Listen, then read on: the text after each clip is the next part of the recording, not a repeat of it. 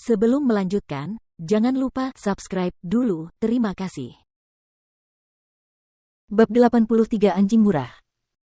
Apa yang terjadi di kota Silver Moon segera menyebar ke seluruh provinsi Qi. Meskipun tidak ada yang mengenali nama pemuda berpakaian putih itu, kelompok kecil yang terdiri dari 2 manusia dan seekor anjing ini telah menjadi terkenal. Mereka sudah menjadi kelompok ikonik. Kota Silver Moon menderita kerugian yang belum pernah terjadi sebelumnya. Rumah wali kota kini hancur, dan tuan muda telah meninggal dengan kematian yang mengerikan di dalam menara. Sebagian besar prajurit Mortal Core kota kini telah tewas. Wali kota, Yin Zongcheng, telah mengejar cukup lama tetapi tidak berhasil. Ia telah kehilangan seluruh mukanya. Wali kota adalah eksistensi teratas di kota Silver Moon, dan ia dipukuli di wilayahnya sendiri. Ia tidak bisa melampiaskan amarahnya dimanapun, dan ini benar-benar membuatnya marah. Saat ini, Jiang Chen dan kelompoknya sedang dalam perjalanan menuju kota matahari berputar. Mereka melewati sebuah kota kecil, dan Yan Chen Yu membeli kerudung ungu untuk menutupi separuh wajahnya yang cantik. Namun, kecantikannya yang tak tertandingi itu tetap tidak dapat disembunyikan sepenuhnya. Setidaknya itu lebih baik daripada saat dia tidak mengenakan kerudung, itu menyelamatkan kelompok itu dari masalah yang tidak diinginkan di sepanjang jalan. Whirling Sun City adalah kota besar di Provinsi Qi. Tidak masalah apakah itu ukuran atau kekuatannya, kota itu tidak dapat dibandingkan dengan Silver Moon City. Whirling Sun City terletak di pusat Provinsi Qi. Sebagai kota yang dibangun melalui upaya gabungan dari 4 sekte besar, kekuatan yang mengendalikannya, kota itu rumit. Di dalam Whirling Sun City, keempat sekte besar memiliki markas mereka sendiri, dan ini menyebabkan konflik yang tak berkesudahan di dalam kota. Untungnya, Whirling Sun City dibuat untuk kompetisi Provinsi Qi yang diadakan setiap tahun. Kota itu sendiri tidak memiliki pusat kekuatan atau sumber daya yang luar biasa karena jika ada, lebih banyak darah akan tertumpah. Ketiganya menempuh perjalanan selama lebih dari setengah bulan sebelum akhirnya tiba di Whirling Sun City. Dari luar, kota itu sendiri menggambarkan bangunan yang megah dan aura aristokrat yang begitu pekat sehingga Silver Moon City tidak dapat dibandingkan dengannya, belum lagi Red City dan Fragrant Sky City. Tembok kota matahari berputar tingginya 30 meter, dan mustahil bagi prajurit inti fana untuk melompatinya bahkan jika ia mau. Ketika ketiganya tiba di gerbang kota, mereka mendapati gerbang itu dipenuhi orang-orang yang datang dan pergi. Tidak, itu tidak seharusnya digambarkan sebagai datang dan pergi, itu seharusnya hanya datang. Kompetisi Provinsi Qi yang diadakan sekali setiap tahun menarik banyak sekali prajurit dari dunia kultivasi. Keempat sekte besar itu mewakili Provinsi Qi. Semua orang di sini ingin menyaksikan kehadiran murid-murid jenius dari keempat sekte besar itu. Mereka yang datang ke sini kebanyakan adalah orang-orang dengan kekuasaan dan wewenang tinggi. Salah satu alasan mereka datang ke sini adalah untuk menyaksikan kehadiran para jenius ini. Kedua, mereka berharap mendapat kesempatan untuk berhubungan dengan keempat sekte besar itu. Jika mereka dapat menjalin hubungan dengan mereka, mereka akan dapat berjalan di wilayah mereka seperti seorang raja. Ada juga banyak orang yang datang ke sini untuk menunjukkan dukungan mereka. Para pengikut dari 4 sekte besar semuanya datang dari berbagai tempat di Provinsi Qi, dan banyak dari mereka berasal dari keluarga besar. Hal ini menyebabkan keluarga mereka juga menunjukkan kehadiran mereka di sini. Ada 2 alasan mengapa keluarga-keluarga itu datang, yang pertama adalah untuk menunjukkan dukungan mereka, sementara yang lain adalah untuk pamer. Menjadi pengikut salah satu dari 4 sekte besar adalah suatu kehormatan, dan dapat berpartisipasi dalam kompetisi Provinsi Qi adalah kehormatan yang lebih besar. Begitu banyak orang, kata Yan Chen Yu. Kompetisi Provinsi Qi hanya diadakan setahun sekali. Tentu saja akan menarik banyak orang, kata Big Yellow. Kompetisi Provinsi Qi akan dimulai besok. Kami tiba di waktu yang tepat, kali ini kami bisa menonton pertandingan besar. Aku tidak punya kesempatan untuk menyaksikan kompetisi murid lingkaran dalam, jadi aku tidak boleh melewatkan kompetisi murid lingkaran luar. Ayo kita bergegas ke Whirling Sun Square besok pagi. Kita tidak boleh melewatkan pertunjukannya. Diskusi mengenai kompetisi ada di mana-mana. Whirling Sun City memang besar, tetapi tidak mampu menyediakan penginapan untuk begitu banyak orang sekaligus. Oleh karena itu, semua penginapan dan restoran untuk pelancong telah dipesan penuh sejak beberapa hari yang lalu.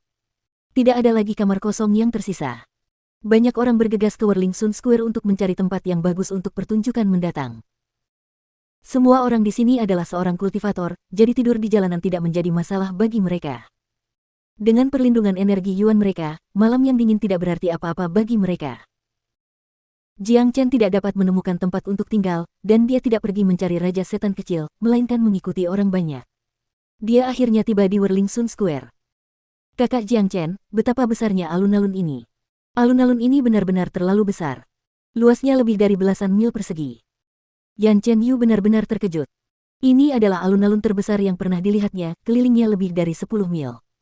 Ini di luar imajinasinya. Di tengah alun-alun ada panggung pertarungan, dan ada juga tangga yang begitu tinggi hingga hampir mencapai awan. Tidak diketahui apa kegunaan tangga ini. Selain itu, ada tangga menuju panggung yang seharusnya dibangun agar orang-orang tertentu dapat menonton pertarungan dengan lebih mudah. Bodoh, lapangan matahari berputar dibangun oleh usaha gabungan 4 sekte besar untuk tujuan tunggal kompetisi tahunan Provinsi Qi. Apakah akan berhasil jika ukurannya kecil? Sudah kuduga. Mereka baru di sini, dasar orang tolol. Tepat setelah kata-kata Yan Chen Yu keluar dari mulutnya, dia langsung mendengar beberapa kata-kata yang penuh kebencian. Disebut orang desa oleh orang asing, wajah cantiknya di balik kerudung mulai menunjukkan sedikit kemarahan.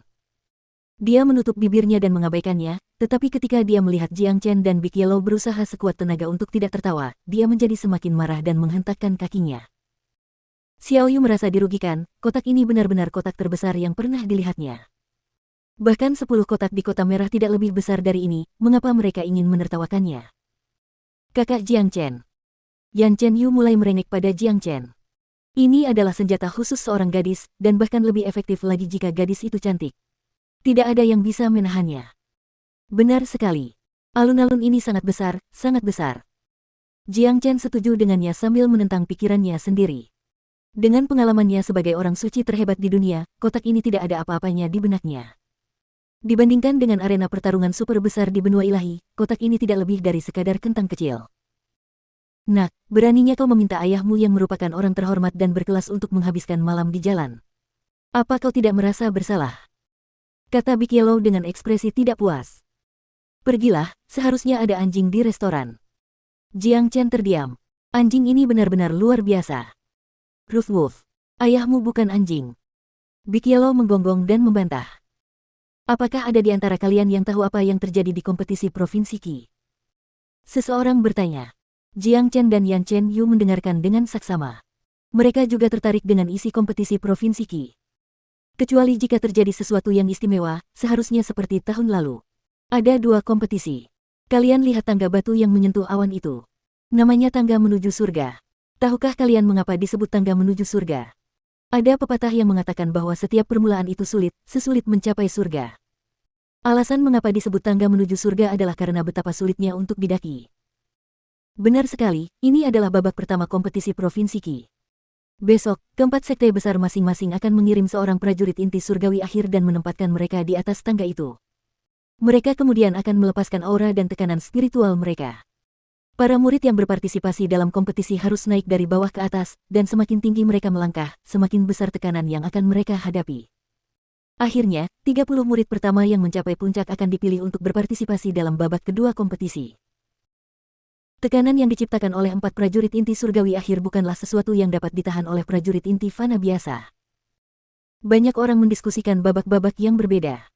Ada banyak murid yang berpartisipasi dalam kompetisi, dan Stairway to Heaven ini hanyalah langkah pertama. Mereka yang tampil luar biasa akan memiliki kesempatan untuk memasuki babak kedua kompetisi. Hal ini mengingatkan sebagian orang akan pepatah, yang terkuatlah yang akan bertahan hidup, hanya mereka yang kuat yang akan mampu bertahan hidup. Kudengar orang-orang yang bukan bagian dari 4 sekte besar juga bisa ikut serta dalam kompetisi Provinsi Qi. Dulu ada seseorang yang bukan bagian dari salah satu dari 4 sekte besar. Pada akhirnya, ia mendapat nilai cukup baik dan menjadi murid dari suatu sekte. Itu hanya skenario yang langka. Persyaratan yang ditetapkan oleh 4 sekte besar sangat tinggi. Mereka yang ingin berpartisipasi dalam kompetisi tidak boleh berusia lebih dari 25 tahun, dan mereka harus berada di alam inti fana. Dan jika Anda ingin menjadi murid salah satu sekte, Anda setidaknya harus menjadi salah satu dari 30 teratas. Benar sekali, ini terlalu sulit. Bersaing dengan para pengikut dari 4 sekte besar dan menjadi salah satu dari 30 teratas, itu mustahil. Jika ada seseorang yang bisa melakukan ini, maka dia pasti seorang jenius. Para jenius seperti itu pasti sudah menjadi pengikut salah satu dari 4 sekte besar jauh sebelum ini. Jiang Chen akhirnya memahami isi dan aturan kompetisi ini. Orang-orang yang bukan murid dari 4 sekte besar juga dapat berpartisipasi, tetapi mendapatkan hasil yang baik akan sangat sulit. Semua jenius di Provinsi Qi sudah berada di 4 sekte besar. Kakak Jiang Chen, ini berarti kamu memenuhi persyaratan untuk berpartisipasi dalam kompetisi Provinsi Qi. Kata Yan Chen Yu. Suara Yan Chen Yu terdengar sangat keras. Banyak orang segera mengalihkan pandangan mereka ke arah Jiang Chen. Kakakmu Jiang Chen dapat dengan mudah mengalahkan semua peserta dan mendapatkan tempat pertama dalam kompetisi ini. Bahkan Raja Iblis kecil itu bukanlah lawannya. Apa yang dikatakan si kuning besar bahkan lebih tidak tahu malu. Garis-garis hitam muncul di dahi Jiang Chen, anjing ini benar-benar tahu bagaimana membuat orang membencinya. Seperti yang diduga, tepat setelah kata-kata Big Yellow keluar dari mulutnya, kelompok itu menarik lebih banyak perhatian. Mata-mata itu menatap Jiang Chen seolah-olah mereka sedang melihat orang bodoh. Apa-apaan ini? Siapa dia? Bagaimana dia bisa begitu tidak tahu malu? Dia bahkan berpikir untuk bergabung dengan kompetisi Provinsi Qi dan menyingkirkan Raja Iblis kecil. Apakah dia tidak tahu siapa Raja Iblis kecil itu? Tahu benar, dari mana pemuda ini berasal? Bulu kemaluannya bahkan belum tumbuh. Dia benar-benar tidak mengerti apapun. Nak, pulanglah dan bersihkan dirimu. Tidurlah. Apa kau masih berpikir untuk menyingkirkan Raja Iblis kecil? Apa kau bodoh? Orang ini idiot, ayo kita menjauh darinya. Mereka yang berdiri dekat dengan Jiang Chen segera menjauh dan menjaga jarak tertentu darinya. Cara mereka memperlakukan Jiang Chen benar-benar mirip dengan cara mereka memperlakukan orang bodoh. Sialan kalian semua, apa maksud kalian dengan ini? Biar ku beritahu, dia adalah jenius nomor 1 di Provinsi Qi, kalian masih punya kesempatan untuk berlutut di hadapannya sekarang. Ketika dia nanti menjadi terkenal setelah memenangkan kompetisi, sudah terlambat bagi kalian untuk datang dan memujinya. Kata Big Yellow dengan penuh semangat. Jarak antara Jiang Chen dan orang banyak menjadi lebih besar. Sialan kau. Jiang Chen menendang kepala si kuning besar. Barulah anjing ini berhenti bicara, tetapi meskipun dia berhenti bicara, dia masih menyeringai lebar. Anjing terkutuk, tidak akan ada yang menganggapmu bodoh jika kau tutup mulut saja. Jiang Chen ingin sekali menindih Big Yellow dan memukulinya tanpa henti. Anjing ini terlalu kejam, ia telah membuat semua orang membencinya. Setelah tidak berbicara lama, si kuning besar tidak dapat menahan diri lagi. Darahnya mulai mendidih lagi. Dia mengangkat kaki depannya dan mulai berjalan seperti manusia. Menempatkan kaki depannya di belakang punggungnya dan berjalan di sekitar alun-alun, dia melangkah dengan angkuh di depan semua orang. Hai, gadis cantik. Ketika Big Yellow melihat seorang prajurit wanita, dia menyapanya tanpa lupa melemparkan pandangan genit padanya. Dasar bodoh, apa yang kau lihat? Aku sedang berbicara padamu. Lihat wajahmu. Bahkan aku, ayahmu, tidak menginginkanmu sebagai hewan peliharaan manusia. Big Yellow terus berbicara dan menyinggung orang. Sial, dari mana anjing ini datang? Ayo, pukul dan usir dia. Akhirnya, seseorang tidak dapat menahannya lebih lama lagi. Anjing ini benar-benar tahu cara menarik perhatian para pembenci. Jiang Chen buru-buru menutupi mukanya dan menarik Yan Chen Yu ke arah lain, berpura-pura mereka tidak mengenal Big Yellow.